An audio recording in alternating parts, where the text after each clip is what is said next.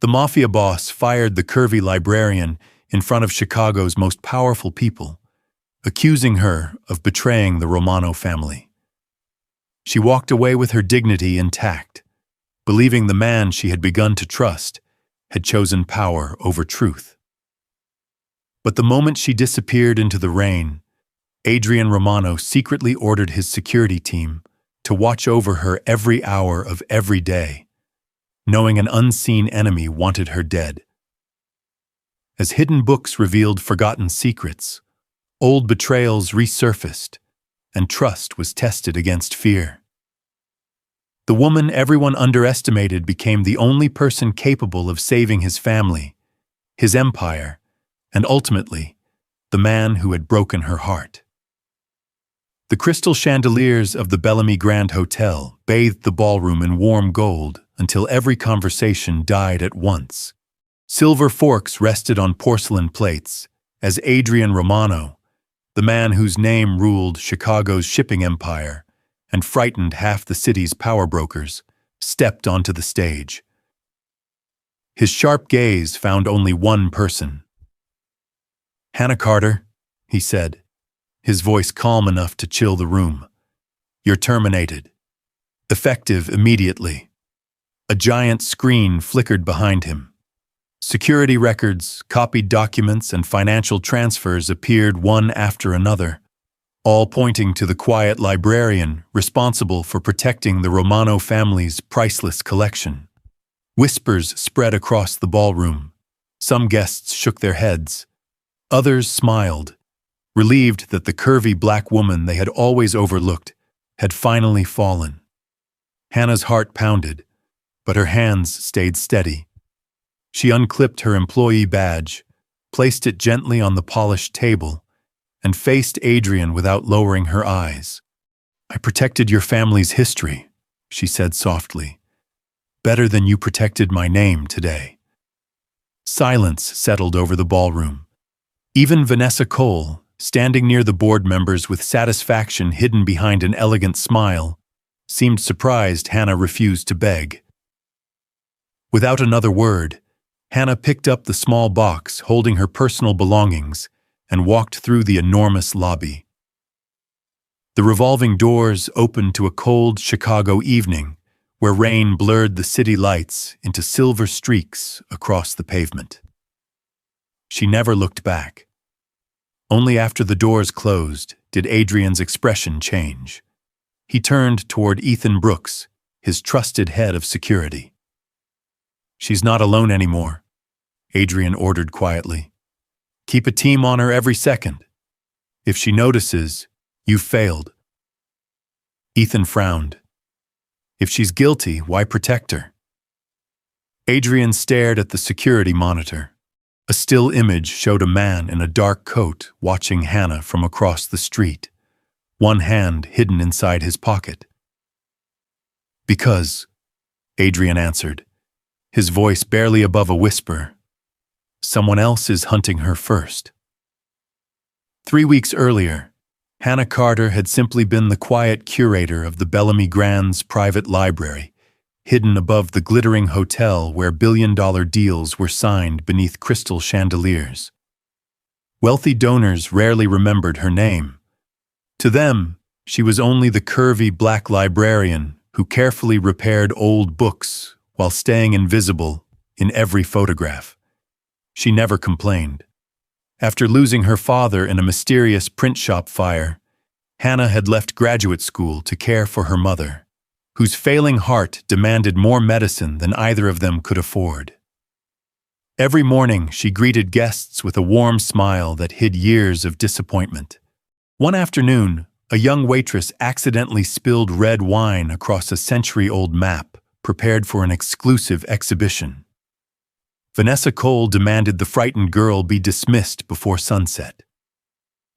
Hannah quietly stepped forward, accepted the blame, and spent the entire night restoring the fragile paper beneath a single brass reading lamp. When dawn painted the Chicago skyline in soft gray, Adrian entered the library expecting disaster. Instead, he found Hannah asleep over the restored map, a tiny brush still resting in her hand. Without waking her, he draped his tailored coat across her shoulders. As he lifted the repaired map toward the morning light, Hannah suddenly opened her eyes. "Don't move it yet," she whispered. She switched on an ultraviolet lamp. Hidden beneath the fresh repairs, a faded symbol slowly appeared inside the paper fibers. Adrian's expression hardened. He had seen that mark only once before. It belonged to a file connected to the fire that had claimed Hannah's father 18 years earlier. Adrian slowly lowered the map, his eyes fixed on the faded symbol glowing beneath the ultraviolet light. Hannah noticed the change in his expression. It was the first time the man known for his iron control looked genuinely unsettled. "Where did you see it?" she asked. Instead of answering, Adrian reached for an antique brass key hanging inside a locked cabinet. "Come with me." He led her through a silent service corridor behind the Bellamy Grand, where polished marble gave way to cold concrete. At the end of the hallway, an old freight elevator waited behind a steel door with no number. As it descended, the lights flickered softly, and the city above disappeared into silence. The doors opened onto a vast underground archive lined with towering shelves. Leather-bound ledgers, sealed crates, and weathered shipping records stretched farther than Hannah could see. The air smelled of cedar, ink, and history. "This isn't a library," she whispered. "No," Adrian replied. "It's the memory of my family." He admitted that Romano Shipping had hidden parts of its business for generations, protecting routes, alliances, and people who could never appear on official records. Someone had recently replaced pages inside several ledgers, changing dates, signatures, and cargo numbers so perfectly that even his investigators had missed it. "I need someone who understands paper better than criminals understand lies," Adrian said. "Can you find the truth?" Hannah nodded, though every instinct warned her to leave. Hours later, while examining a worn journal that had belonged to Adrian's late mother, she noticed one page had been carefully removed. The cut was almost invisible, but the binding thread was newer than the rest. She checked the digital access log beside the archive door. Only one visitor had entered the room after midnight the previous week: Victor Hale, the trusted attorney Adrian had called family for over 20 years. Hannah slowly turned toward Adrian, her voice barely audible. "I don't think your enemy is outside this building. I think he's already inside." Adrian studied Hannah for several long seconds. Most people standing this close to the truth became frightened. She became quieter instead, as if every unanswered question deserved patience before judgment. He closed the journal with unusual care. "Not a word about Victor," he said. "Not until we know exactly what we're facing." From that night on, Hannah remained in the underground archive long after the hotel had fallen silent. While the city glittered beyond the windows above, she restored damaged letters, examined brittle ledgers, and compared handwriting hidden beneath faded ink. Adrian rarely interrupted her work. Yet almost every midnight, she noticed him sitting alone in a small reading room beside a glass case that displayed his late mother's favorite books. He never touched the largest volume. One evening, Hannah quietly carried in a cup of chamomile tea and placed it beside him. "You don't have to read it tonight," she said. "Sometimes healing begins by opening the cover." Adrian looked at the worn leather binding but kept his hands folded. "The last time my mother held that book, she never came home." Hannah didn't search for comforting words. Instead, she carefully repaired the cracked spine while he watched in silence. For the first time in years, someone treated the book as a memory instead of a relic. The following afternoon, Adrian found Hannah in the children's reading room with his younger sister, Sophia. Nearby, little Noah struggled through a page, stumbling over nearly every word. Hannah smiled, drew colored cards across the table, clapped a gentle rhythm, and turned each sentence into a game. Minutes later, Noah proudly finished his first paragraph. Adrian felt something unfamiliar loosen inside him. Late that night, Hannah finally opened the restored book. Tucked deep inside the binding rested a narrow strip of folded paper. The handwriting belonged to Adrian's mother. It contained only one sentence. "If you're reading this, Victor has already betrayed our family." The room fell silent.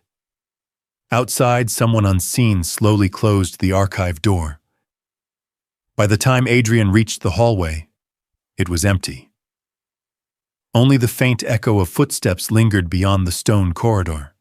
Ethan searched every exit, but found no trace of an intruder. Whoever had listened outside knew exactly how to disappear. The warning from Adrian's mother never left his mind. Neither did Hannah. Over the following weeks, quiet changes slipped into their daily routine. Every morning, a fresh cup of dark roast waited beside Hannah's desk before she arrived. It was prepared exactly the way she liked it, with one packet of raw sugar and a splash of oat milk. Adrian never mentioned it, and Hannah never thanked him. Somehow, they both understood. Board meetings changed as well. Executives who once ignored the librarian now watched Adrian pause before making important decisions. "Hannah," he would ask, "what do you see that we've missed?" She answered with facts instead of fear, and each time her observations uncovered another inconsistency hidden inside old records. One afternoon, Adrian unlocked the private suite that had belonged to his mother. No employee had crossed its threshold since her funeral. "I trust you," he said quietly. Hannah accepted the key without triumph. She spent hours organizing forgotten letters for Sophia Romano, gently preserving every page instead of rushing through the task. That evening, the hospital called. Her mother's heart medication would stop unless another payment arrived before sunrise. Hannah quietly gathered her things, already calculating which books she could sell. The next morning, the bill had vanished, paid in full, no name, no signature. She walked straight into Adrian's office. "You helped my mother." He didn't deny it. "You don't owe me anything," he replied.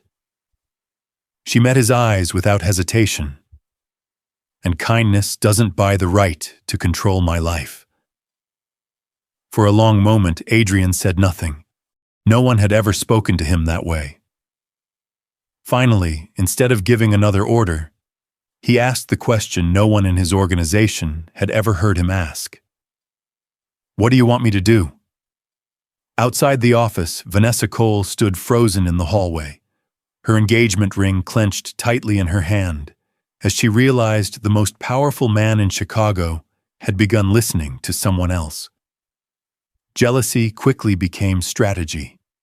Within days, carefully edited photographs spread through anonymous emails and gossip columns. One image showed Hannah stepping out of Adrian's car after midnight. Another implied she had been slipping into restricted areas by using her relationship with the Romano boss instead of earning his trust. Chicago's business elite whispered that the quiet librarian had found the oldest shortcut to power. Hannah refused to defend herself. "The truth doesn't become stronger because I shout," she told Sophia. "It survives because it stays true." The rumors reached a charity dinner held inside Bellamy Grand. Crystal glasses sparkled beneath golden lights while donors praised generosity they rarely practiced. During the evening, one influential businessman laughed loudly enough for the room to hear. "So this is the famous librarian," he sneered. "A woman who couldn't earn respect, so she borrowed the boss instead." The ballroom fell silent. Adrian slowly rose from his chair, his expression colder than winter across Lake Michigan. Before he could answer, Hannah gently touched his sleeve. "Please," she whispered, "don't silence him with fear. Let the truth speak."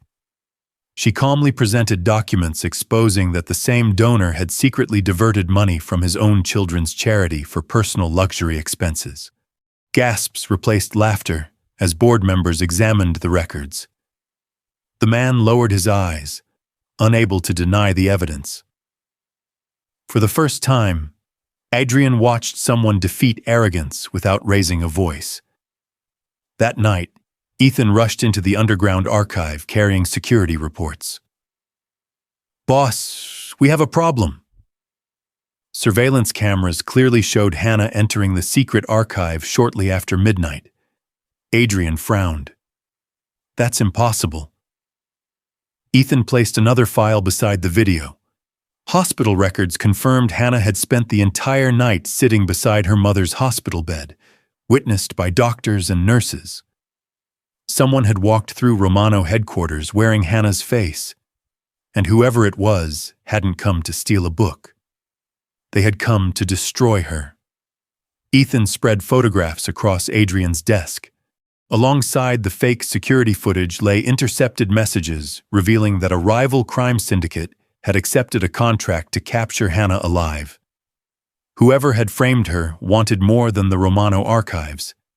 They wanted the woman who could expose the truth hidden inside them. Adrian stood at the window overlooking the Chicago skyline until dawn. Every move he made was being watched. If he rushed to defend Hannah, his enemies would know exactly how valuable she had become. "There is only one way," he finally said. Ethan looked at him in disbelief. "You can't mean that." "I do." The following evening, the Bellamy Grand filled with executives, reporters, and longtime partners of the Romano family.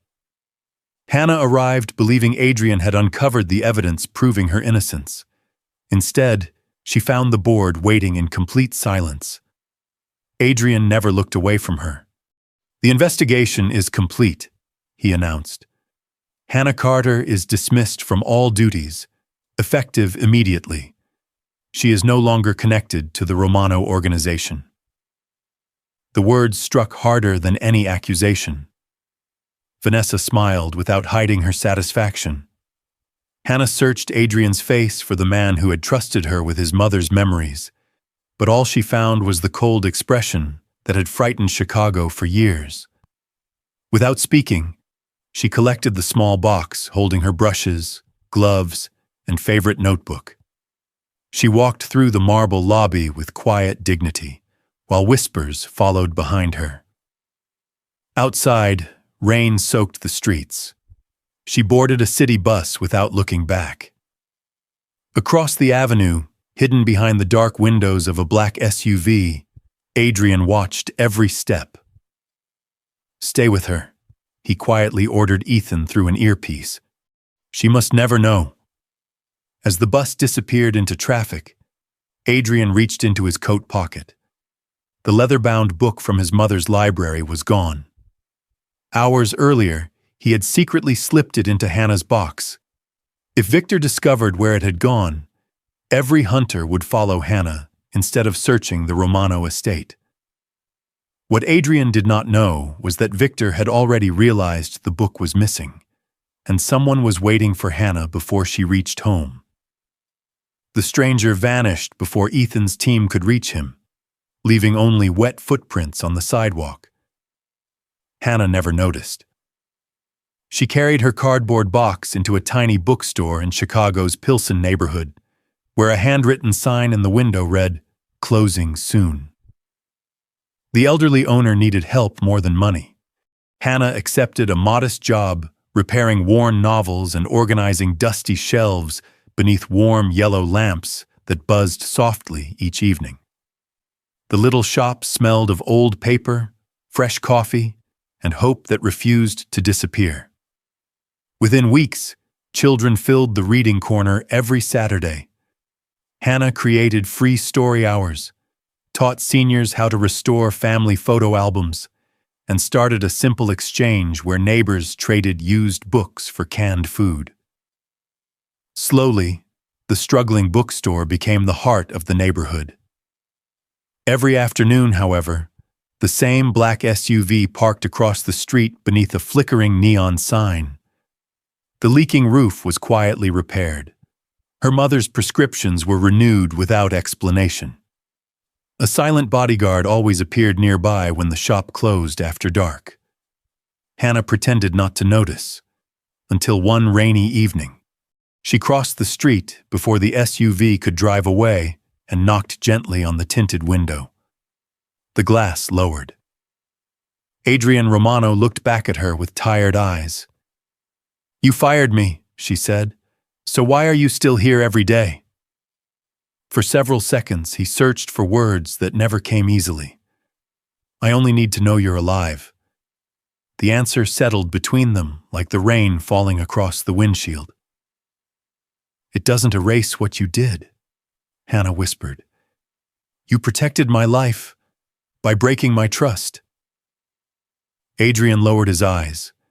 For the first time, the most feared man in Chicago had no defense. Hannah turned away and walked back into the bookstore without asking him to follow. Late that night, she locked the front door, refusing the bodyguard's quiet offer to escort her home. Hours later, shattered glass echoed through the empty shop. The intruder ignored the cash register. He overturned shelves, ripped open every box Hannah had carried from Bellamy Grand, and searched for only one thing: the leather-bound book Adrian had hidden inside her belongings. By the time Ethan's security team arrived, the intruder had disappeared. The bookstore was in ruins, but the book remained untouched. Hannah had instinctively hidden it inside a hollow compartment beneath an old atlas cabinet only hours before the break-in. The following morning, Vanessa called with icy politeness. "The board has prepared your final separation papers," she said. "Sign them at Bellamy Grand. Then this embarrassing chapter of your life will finally be over." Hannah knew it was a trap. She went anyway. The grand conference room filled with shareholders, executives, reporters, and longtime Romano partners. Before Hannah could sit down, Vanessa activated the giant screen. Bank transfers, fabricated emails, and false account records appeared one after another, each claiming Hannah had sold Romano secrets to a rival organization. "You fooled everyone," Vanessa declared. "A poor librarian pretending to be kind until she found a billionaire to manipulate." Whispers swept across the room. Hannah stood silently, refusing to defend herself with anger. Then the elevator doors opened. Every voice stopped. Adrian Romano walked into the room wearing the same calm expression that had once condemned her. This time, he walked directly to Hannah. "I put that book into her box," he said. "Every accusation against Hannah Carter was built around a decision I made." The room erupted. He raised one hand. "I destroyed her reputation because I believed it was the only way to keep her alive." Adrian turned toward Hannah, ignoring every camera aimed at his face. "I was wrong.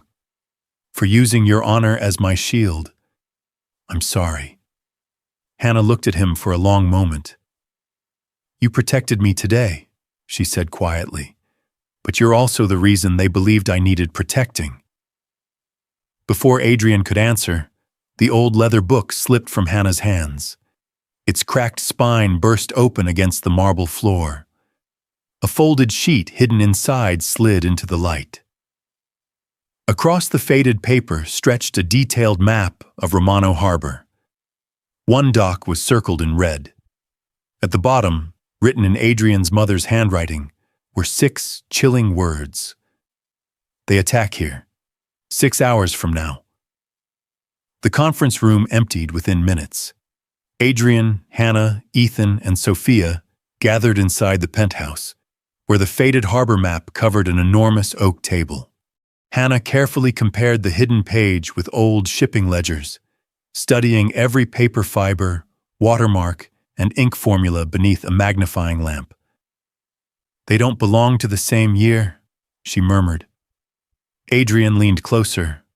"What does that mean?" "It means someone rewrote history."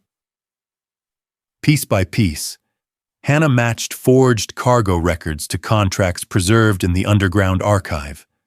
The altered pages all passed through companies connected to one forgotten printing business, the very shop where her father had worked before dying in the mysterious fire. Then another discovery stopped her breathing. A faded receipt carried 2 signatures. One belonged to her father, the other belonged to Adrian's mother. "They knew each other," Hannah whispered. Together they had secretly copied financial records proving millions of dollars had been moved through false shipping companies years earlier. Before those records could reach federal investigators, both witnesses had died within weeks of each other. Neither death had been an accident. Victor Hale had erased them both. Adrian slowly lowered himself into a chair, unable to reconcile the man who had raised him after his mother's death with the architect of every tragedy that had followed. Vanessa, Hannah realized, had never been the mastermind. She had only been another person manipulated by jealousy and empty promises. Before anyone could speak again, Adrian's secure phone rang. Victor's calm voice filled the room. "If you want Sophia alive, bring the book to Pier 12. No police, no soldiers. And Hannah Carter stays away." The call ended. Silence settled over the penthouse. Adrian reached for his coat. "I'm going alone." Before Hannah could argue, she noticed tiny symbols hidden inside the book's cracked binding. They weren't words. They were restoration marks used only by master book conservators. She understood them instantly. Victor believed he possessed every secret inside the book. He had no idea the final message had been hidden in a language only Hannah could read. The tiny restoration marks revealed instructions left by Adrian's mother. They described how to build a convincing duplicate of the book and hide a trigger that would automatically send every copied financial record to federal prosecutors, the Romano board, and allied families the moment Victor unlocked it. "We can end this tonight," Hannah said. Adrian shook his head. "We can lose you tonight." Before anyone realized what he intended, he escorted Hannah into the reinforced safe room beneath the penthouse and locked the steel door. "You've already lost your mother," Hannah called through the glass. You don't get to choose my life because you're afraid." Adrian stood motionless. "I can't watch someone He stopped before finishing the sentence. "You can't say you care about me while taking away my choice." The words struck harder than any weapon. Slowly, Adrian reached for the control panel. The lock released with a soft click. When Hannah stepped out, he placed the genuine book in her hands. "I trust your plan." It was the first order he had ever replaced with trust. Before dawn, they completed the replica. Every page looked authentic, but hidden inside the binding waited the coded transmitter Adrian's mother had imagined years before. Rain poured across Pier 12 as cargo cranes disappeared into the fog. Victor stood beside stacked containers, smiling as Adrian approached with the false book. Ethan and his security team watched from hidden positions. Then everything changed. Ethan slowly raised his pistol, not toward Victor, toward Adrian. "I wish it hadn't come to this," he whispered. At the same moment, Vanessa stumbled from the shadows beside Victor, her frightened face revealing she had finally understood she was never his partner. She was his final witness. A muffled cry echoed from a nearby shipping container. Sophia! Adrian shouted. Victor laughed. Go ahead, open it. Hannah froze. The container's seal carried the wrong inspection code. Her eyes widened. Don't touch it, she screamed. That's not Sophia. It's a recording. And the container is the bomb. Hannah's voice cut through the rain. Adrian pulled back just as Ethan lunged toward the container. A deafening blast shook the empty dock, sending smoke and shattered metal high into the night. The explosion had been meant to erase everyone at once. Victor smiled. Too late. No, Hannah answered, staring beyond the burning wreckage. Sophia was never here. She pointed toward Warehouse 7 across the harbor. The inspection seal on that container belongs to refrigerated medical storage. Victor copied the number onto the wrong container because he never understood shipping records. Sophia is in the cold warehouse. Adrian looked at her only once before running with his team. Victor grabbed the leather-bound book and laughed as he opened it. You've protected your family's secrets for decades. Instead of hidden accounts, a small transmitter activated inside the binding. Lights flashed. Across Chicago, encrypted files were instantly delivered to federal prosecutors, the Romano board, allied families, and every secure address Adrian's mother had listed years before. Victor's smile disappeared. You, Hannah calmly met his eyes. You underestimated the librarian. Realizing he had destroyed himself, Victor raised his weapon toward Adrian. A single shot echoed through the rain. Adrian stumbled. Hannah reached him first, pressing a wide strip of restoration linen firmly against his shoulder to slow the bleeding, while guiding Ethan toward Warehouse 7. Forget us, she called. Bring Sophia home. Minutes later, Ethan emerged with Sophia wrapped safely in a blanket. Police sirens surrounded the harbor as Victor's own evidence continued reaching every authority. Vanessa surrendered without resistance, finally admitting how Victor had manipulated her jealousy from the beginning. Months later, the Carter Romano Preservation Center opened inside a restored historic library overlooking Chicago. Hannah directed the institution her father had once dreamed of building, while Adrian quietly attended children's reading afternoons without bodyguards or headlines. One autumn afternoon, he smiled at Hannah across a room filled with young readers. I watched you every day, he confessed, because I was terrified the best person I'd ever known would disappear. He gently took her hand. This time, I'm not asking you to follow me. I'm asking if we can choose the future together. Hannah smiled.